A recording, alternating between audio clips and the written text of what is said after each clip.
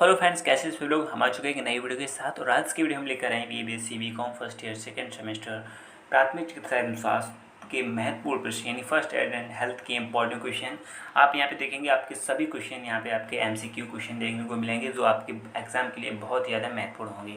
इससे पहले मैंने आपको एक वीडियो में क्वेश्चन कराए थे, 100 क्वेश्चन थे। यदि आपने उस वीडियो को नहीं देखा है तो ज़रूर देखिएगा, क्योंकि मैं 1 2 3 वीडियो ही बनाऊंगा और पूरा सिलेबस जो आपका कवर हो जाएगा और पूरे 100% आपके क्वेश्चन इन्हीं 2-3 वीडियो से कवर हो जाएंगे। तो आई होप, मैं आशा करता हूँ कि आप वीडियो पूरा देखेंगे और यहाँ पे सभी क्वेश्चन एक बार नोट डाउन जरूर कीजिएगा ताकि अच्छे से याद हो जाएं, क्योंकि इन्हीं क्वेश्चनों से आपके एग्जाम में पूरे के पूरे क्वेश्चन फंस जाएंगे। तो चलो शुरू करते हैं वीडियो को, देख लेते हैं यहाँ पे पहले क्वेश्चन से। देखो, तो यहाँ पे पहला क्वेश्चन हम देख लेते हैं। क्वेश्चन नंबर 125वां है, मानव हृदय में अलग से किसका अभाव होता है। तो मानव हृदय में अलग से किसका अभाव होता है, तो धमनी कोड और धमनी शंकु। तो ऑप्शन नंबर यहाँ पे आपका सी हो जाएगा। अगला क्वेश्चन यहाँ पे हृदय की संरचना है, तो हृदय की संरचना कैसी है।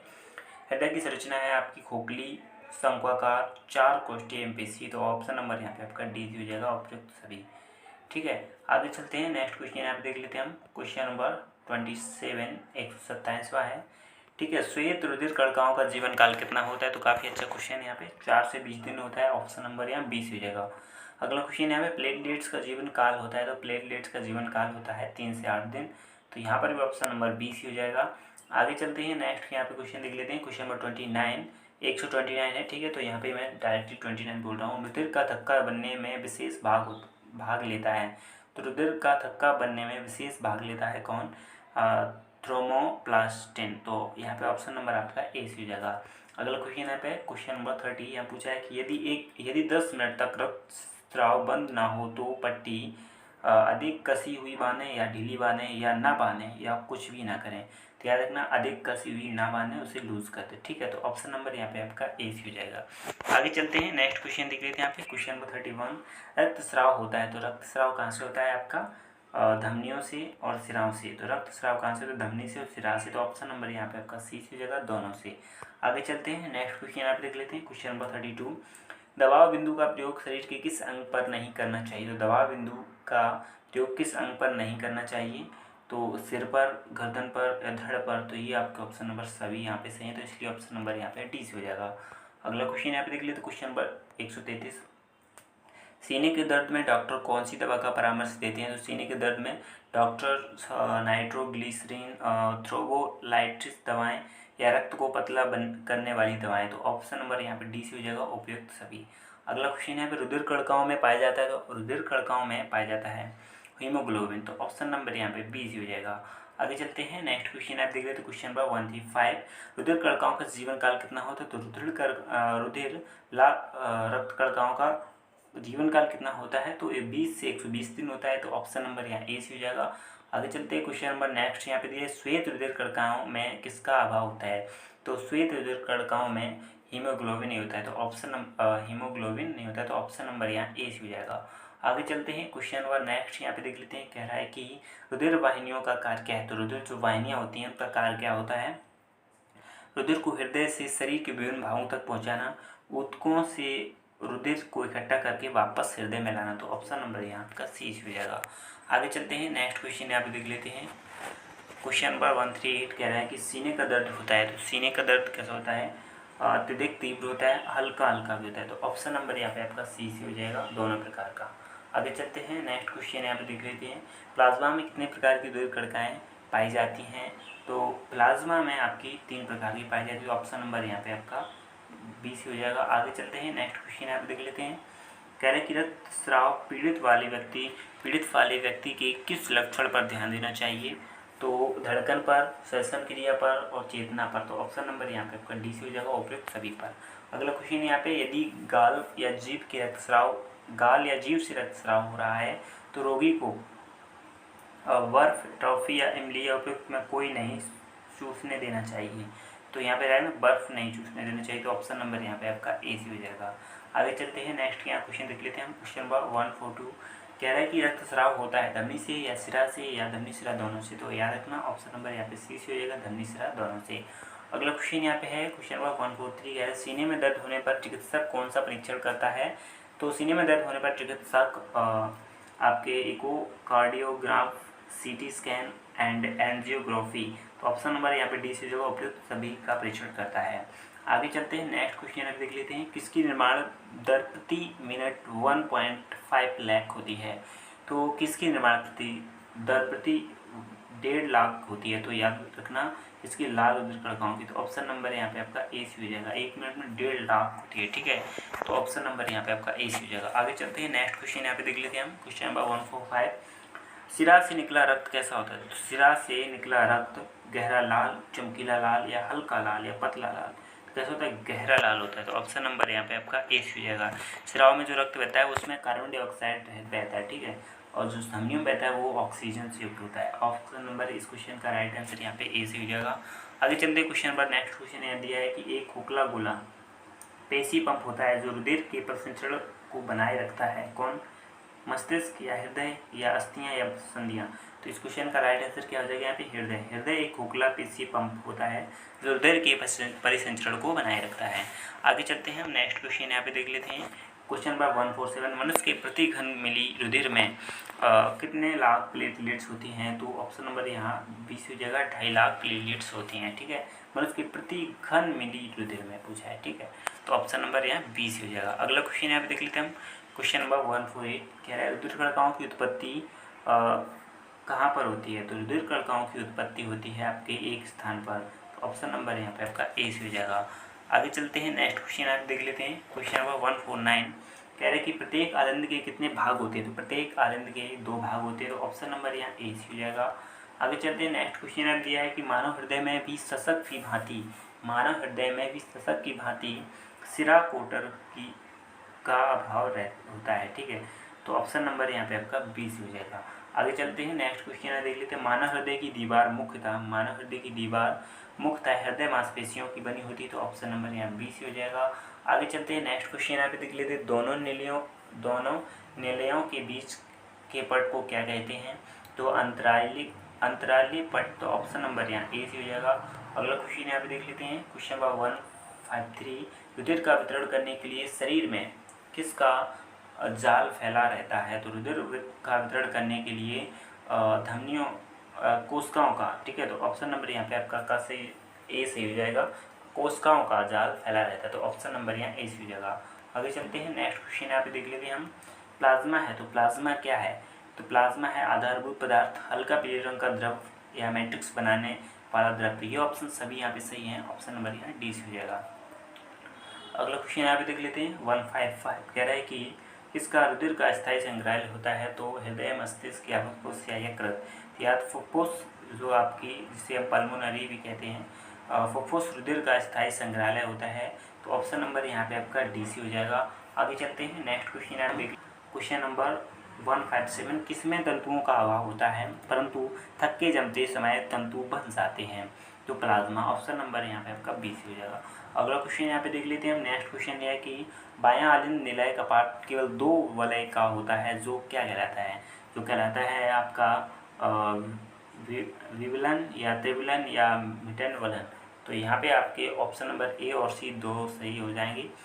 विवलन और मिटल वलन। तो ऑप्शन नंबर यहाँ पे आपका डी सी हो जाएगा। ए और सी दोनों ऑप्शन यहाँ पे सही हैं। आगे चलते हैं हम, नेक्स्ट क्वेश्चन यहाँ पे हम देख लेते हैं। कह रहा है कि हृदय से समस्त शरीर के लिए रक्त की आपूर्ति लेकर निकलती हैं। तो कौन होती हैं। तो महाधमनी होती है। तो ऑप्शन नंबर यहाँ पे आपका ए सी हो जाएगा। जो हृदय से समस्त शरीर के लिए रक्त की आपूर्ति लेकर निकलती है। ऑप्शन नंबर यहाँ पे आपका ए सी हो जाएगा। आगे चलते हैं हम, नेक्स्ट क्वेश्चन यहाँ पे देख लेते हैं हम। क्वेश्चन नंबर नेक्स्ट क्या है कि मानव हृदय में अलग से धमनी कांड का या धमनी शंकु का अभाव होता है, उपलब्धता होती है। तो यहाँ पे क्या हो जाएगा, अभाव होता है। ऑप्शन नंबर यहाँ पे आपका 20 हो जाएगा। आगे चलते हैं, नेक्स्ट क्वेश्चन आ दिया है। दोनों आलिंदों में शरीर के विभिन्न अंगों या यकृत या माधमनी शिरा से रुधिर आता है।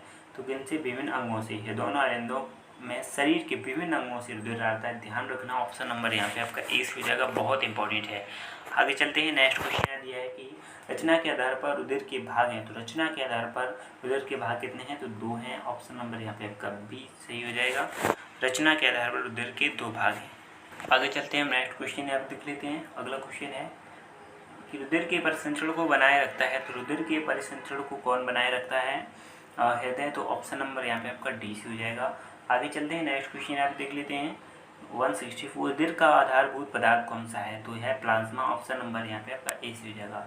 अगला क्वेश्चन यहाँ पे क्वेश्चन नंबर 165। रुधिराणु रुधिर का लगभग कितने % भाग बनाती है?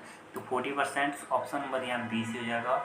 अगला क्वेश्चन यहाँ पे 166। मानव हृदय एक दोहरे तंतुमय थैली से बंद रहता है जिससे क्या कहते हैं? तो याद रखना पेरिकार्डियम, तो ऑप्शन नंबर यहाँ बी सी हो जाएगा। अगला क्वेश्चन है यहाँ पे श्वेत रुधिर कणिकाएं लाल रुधिर कणिकाओं की तुलना में संख्या में पाई जाती हैं, कम या ज़्यादा, ना तो कम या ना ज़्यादा, कि कौन सा ऑप्शन से कम पाई जाती है? तो ऑप्शन नंबर ये बी सी हो जाएगा। आगे चलते हैं, नेक्स्ट क्वेश्चन देख लेते हैं आप घाव से रिलेटेड। कहाँ? घाव व चोटों से संबंधित प्राथमिक चिकित्सा की इंपॉर्टेंट क्वेश्चन यहाँ पे देख लेते हैं। यहाँ पे पहला क्वेश्चन है इसे कि प्राथमिक उपचार हो जाने पर चोट के होने की संभावना बढ़ जाती है, देर में सही, कुछ दिन में सही या जल्द सही? तो याद रखना सी ऑप्शन यहाँ से हो जाएगा जल्द सही, तो ऑप्शन नंबर क्या सी सी हो जाएगा। आगे चलते हैं, नेक्स्ट क्वेश्चन यहाँ दिया है कि घाव का पहला संकेत क्या है?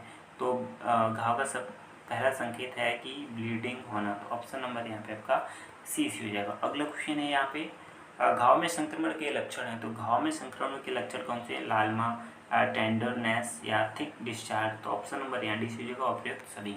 अगला क्वेश्चन यहाँ पे देख लेते हैं, नेक्स्ट क्वेश्चन है कि सभी प्रकार के घावों में किसका प्रयोग नहीं कर सकते हैं? तो सभी प्रकार के घावों में किसका प्रयोग नहीं कर सकते हैं? पेरोक्साइड और आयोडीन का, तो ऑप्शन नंबर यहाँ पे आपका सी सी होगा, इन दोनों का प्रयोग नहीं हम कर सकते हैं। ठीक है, आगे चलते हैं, नेक्स्ट क्वेश्चन यहाँ पे किसे खुला छोड़ना इन्फेक्शन को दावत देता है? तो याद रखना किसे? घाव को कभी खुला मत छोड़ना चाहिए, तो ऑप्शन नंबर यहाँ पे आपका डी सी हो जाएगा। आगे चलते हैं, नेक्स्ट क्वेश्चन यहाँ पे दिया है घाव क्या कह रहा है कि घाव होने पर कौन सा इंजेक्शन देना चाहिए? तो घाव होने पर आपको दर्द निवारक इंजेक्शन देना चाहिए सबसे पहले, तो ऑप्शन नंबर यहाँ पे आपका डी सी हो जाएगा। अगला क्वेश्चन यहाँ पे घाव के प्राथमिक उपचार के लिए सफाई के बाद क्या लगाया जाता है? तो एंटीसेप्टिक क्रीम, तो ऑप्शन नंबर यहाँ डी सी हो जाएगा। आगे चलते हैं, नेक्स्ट क्वेश्चन यहाँ दिया है कि इमरजेंसी ब्लीडिंग के लक्षण क्या है? तो इमरजेंसी ब्लीडिंग के लक्षण क्या है? तो शरीर का रंग हल्का पीला पड़ जाना, सांसों में कमी महसूस होना और हार्ट रेट बढ़ जाना, तो ऑप्शन नंबर यहाँ डी सी हो जाएगा, उपयुक्त सभी। अगला क्वेश्चन यहाँ पे देख लेते हैं, क्वेश्चन नंबर 176। हाथ या पैर पर ब्लीडिंग होने पर अंग को ऊपर उठाना चाहिए या नीचे उठाना चाहिए, नीचे करना चाहिए या तिरछा करना चाहिए, हिलाना चाहिए? तो क्या करना चाहिए? ऊपर उठा लेना चाहिए, तो ऑप्शन नंबर यहाँ ए सी हो जाएगा। आगे चलते हैं, नेक्स्ट क्वेश्चन यहाँ पे देख लेते हैं हम ब्लीडिंग तेज होने पर वह दबाव से भी ना रोके तो किसका प्रयोग करना चाहिए? तो टूर्निकेट का, तो ऑप्शन नंबर यहाँ पे आपका ए सी हो जाएगा। आगे चलते हैं, नेक्स्ट क्वेश्चन यहाँ पे देख लेते हैं 178। घर्षण के रक्तस्राव होता है, तो घर्षण में रक्तस्राव कैसा होता है? आपका न्यूनतम होता है, तो ऑप्शन नंबर यहाँ सी सी हो जाएगा। अगला क्वेश्चन है यहाँ पे दर्दनाक या पीड़ादायक घर्षण में किसका प्रयोग करते हैं? तो दर्दनाक एवं या पीड़ादायक घर्षण में किसका प्रयोग करते हैं? लिडोकेन और वेजाकेन, तो ऑप्शन नंबर यहाँ आपका सी सी जो उपयुक्त दोनों का। आगे चलते हैं, नेक्स्ट क्वेश्चन यहाँ दिया है कि छाती का दर्द बढ़ जाता है, तो छाती का दर्द बढ़ जाता है हंसने पर, खांसने पर, छींकने पर, ये सभी पर, तो ऑप्शन नंबर यहाँ डी सी हो जाएगा, उपयुक्त सभी। आगे चलते हैं, नेक्स्ट क्वेश्चन दिया है छाती की चोट में सम्मिलित है आपका पसली टूटना, घर्षण, फेफड़ों या दिल की क्षति, तो उपयुक्त सभी, ऑप्शन नंबर यहाँ डी सी हो जाएगा। आगे चलते हैं, नेक्स्ट क्वेश्चन यहाँ दिया है कि कुंद आघात में सबसे ज़्यादा क्षतिग्रस्त होती है, कौन होती है? यकृत, तो ऑप्शन नंबर यहाँ बी सी हो जाएगा। अगला क्वेश्चन यहाँ देख लेते हैं कि सिर में चोट लगने का कारण क्या है? तो सिर में चोट लगने का कारण है गिरना या दुर्घटना या लड़ाई झगड़ा, तो इन सभी कंडीशन में ऐसी संभावना होती है, तो ऑप्शन नंबर यहाँ आपका डी सी हो जाएगा। अगला क्वेश्चन यहाँ देख लेते हैं हम पेट के अंदर की कुंद या मर्मज्ञ चोट किसे नुकसान पहुँचा सकती है? तो रीढ़ की हड्डी को, श्रोणि को, तो ऑप्शन नंबर यहाँ पर सी सी हो जाएगा, इन दोनों को। आगे चलते हैं हम, नेक्स्ट क्वेश्चन यहाँ देख लेते हैं। क्वेश्चन नंबर नेक्स्ट कह रहा है कि सिर की गंभीर चोट के लक्षण हैं, तो कैसे हैं? तीव्र सिर दर्द, चक्कर आना, जी मिचलाना और घबराहट, दिमागी सनसनी, भ्रम, तो ऑप्शन नंबर यहाँ डी से जो उपयुक्त सभी। आगे चलते हैं, नेक्स्ट क्वेश्चन यहाँ देख लेते हैं। कह रहा है कि 186 में कह रहा है कि किन चोटों के ठीक होने पर समय अन्य चोटों की अपेक्षा कम हो जाता है?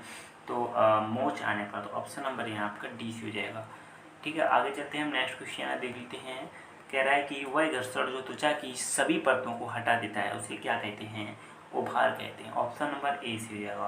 अगला क्वेश्चन है यहाँ पे, पेट की चोट का प्रकार है, तो पेट की चोट का प्रकार कैसा है? अकुंद और मर्मज्ञ, तो ऑप्शन नंबर यहाँ पे आपका सी हो जाएगा, उपयुक्त दोनों। अगला क्वेश्चन यहाँ दिया है कि झटका या शॉक के प्रकार है, झटका और शॉक के कौन से प्रकार है? अवरोधक, तो ऑप्शन नंबर यहाँ ए सी हो जाएगा। अगला क्वेश्चन यहाँ पे दिया है, शरीर के किस अंग की सामान्य सी चोटें अन्य अंगों की चोटों से अधिक गंभीर हो सकती हैं? याद रखना सिर की, तो ऑप्शन नंबर यहाँ ए सी हो जाएगा। अगला क्वेश्चन यहाँ पे देख लेते हैं 191, मस्तिष्क के भीतर रक्तस्राव किस चोटों से रक्तस्राव सिर की चोटों में है, तो गंभीर विषय या सामान्य विषय है, उपयुक्त दोनों। तो याद रखना गंभीर एक विषय है, तो ऑप्शन नंबर यहाँ पे आपका ए सी हो जाएगा। अगला क्वेश्चन यहाँ पे हम देख लेते हैं 192, घसड़ या खरोंच की चोटें तब लगती हैं जब त्वचा कैसी चिकनी वस्तु होती है या कांटेदार होती है या खुरदरी, तो याद रखना खुरदरी या जमीन की, तो ऑप्शन नंबर यहाँ पे आपका सी सी हो जाएगा। आगे चलते हैं हम नेक्स्ट क्वेश्चन यहाँ पे देख लेते हैं। ये छाती की चोट का निदान छाती की चोट का निदान जांच से किया जा सकता है, किस जांच से किया जा सकता है? शारीरिक परीक्षण या एक्सरे जांच, तो ऑप्शन नंबर यहाँ ए सी हो जाएगा। अगला क्वेश्चन यहाँ पे देख लेते हैं हम। कह रहे हैं कि संक्रमण फैलने और दर्द को रोकने के लिए आवश्यक होना चाहिए, आवश्यक हो जाता है, तो क्या आपका विच्छेदन, तो ऑप्शन नंबर यहाँ बी सी हो जाएगा।